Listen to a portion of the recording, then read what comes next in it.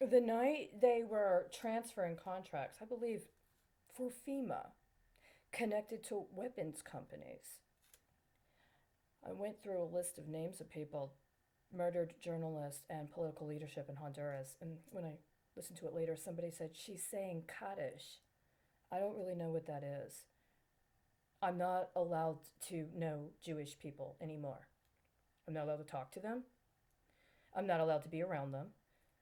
I'm not even allowed to think about them without somebody trying to defame them in the most horrible, disgraceful way, and then try to represent whatever was good about them as if it is some virtuous Christian who also won't talk to me, right? It's been going on ever since I've been in Texas. I've seen the comptroller code. I know what it is, I know how it works.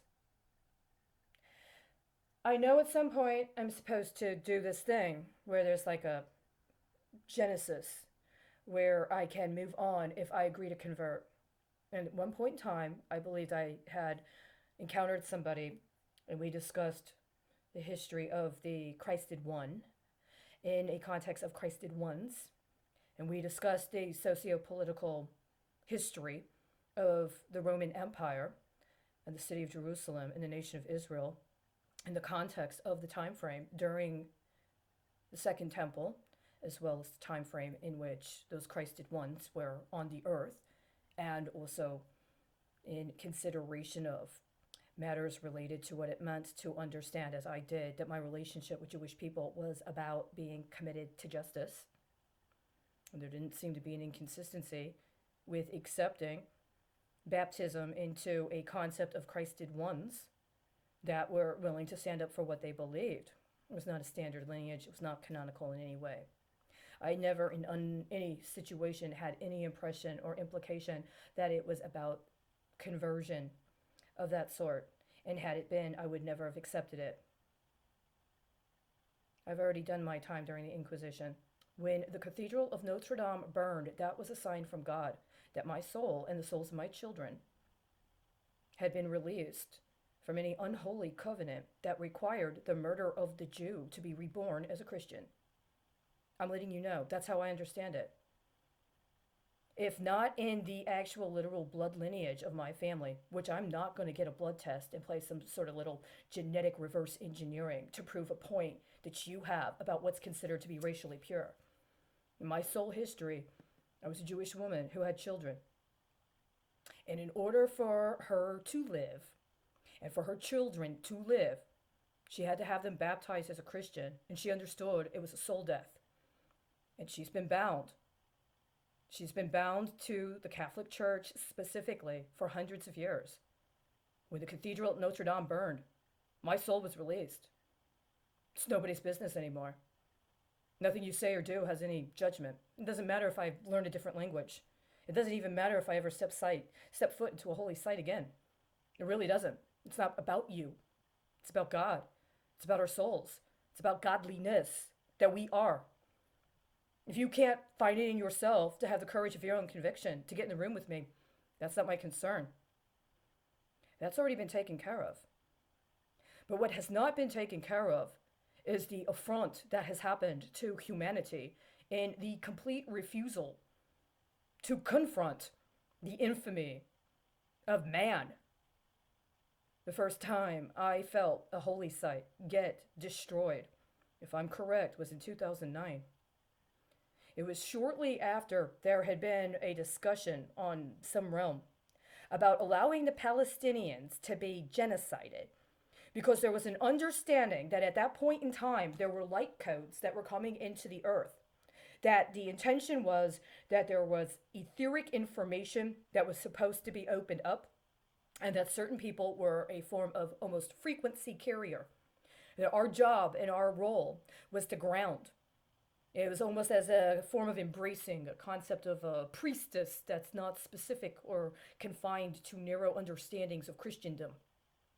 And that we are oracles in a unlocking of cosmic information that is meant to be distributed to people so they can get where it needs to go. There are certain parts of the world that are sacred. The energy with which they resonate is sacred. And it was time and that the earth was in a situation where she needed for us to stop being so vain and to allow for this healing to come to the earth. But, well, we have an understanding that it'll be a lot easier for the rest of us if we pick certain groups and allow them to be liquidated so that the rest of us can get that bump we need. See, if we liquidate one group and distribute that one group to everybody, then everybody will get just a little bit of enough to take care of themselves. And then what's specific to their organization or their group or their demographic, well, then they'll be able to come into it. But first, we have to go through this situation, and the group that has been chosen were the Palestinians. I mean, they don't have a state. They're already all over the world. And they're not even a real national consciousness. They're not a real nation. And so we're going to get rid of the Palestinians and redistribute what they have to everybody. And then we'll be able to ascend. And I said, that's not possible. You can't do that.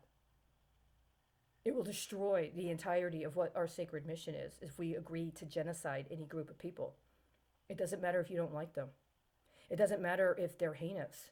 You can't categorically identify a group of people based on genetic information or inferences based on somebody else's classification system and say that the entire group needs to be eliminated, because then other people will be able to get something that they need if we just get rid of this one group that's so inconvenient. Now, I was much more humble at the time. It just seemed simple. And after that, everything changed. People looked at me different. They became concerned about my safety. All these things happened. People didn't recognize me. They had different stories.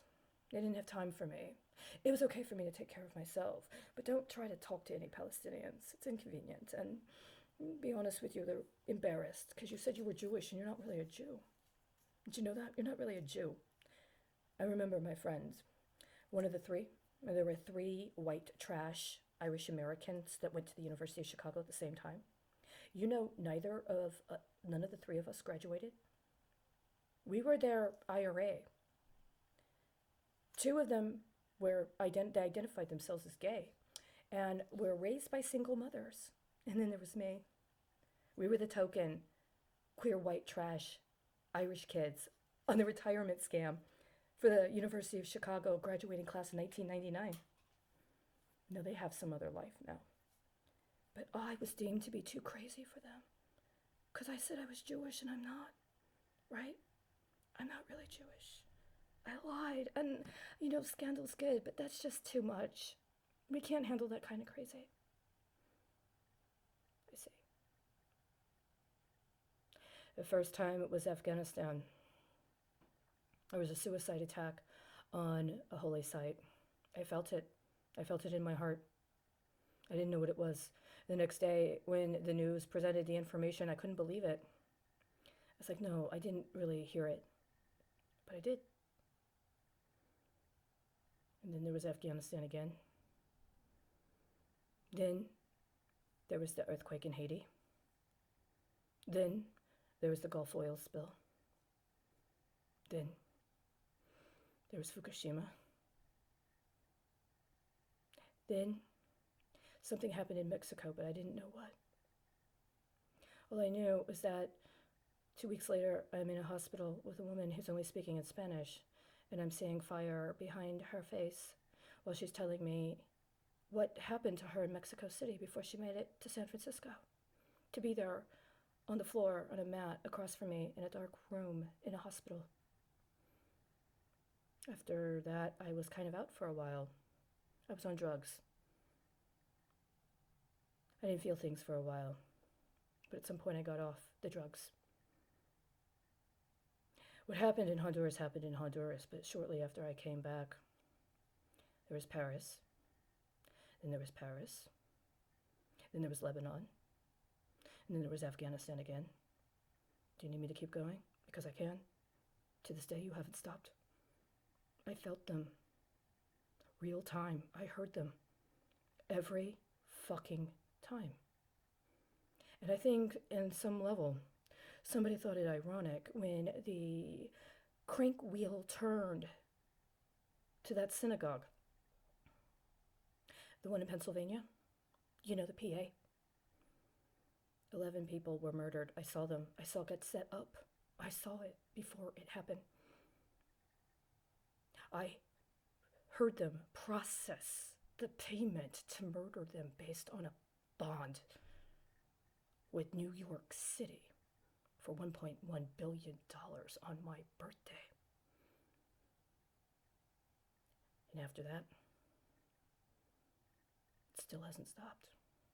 Now you've got the COVID. I mean, we're all suffering, right? It's terrible for everybody. It's a pandemic. You can't stop it.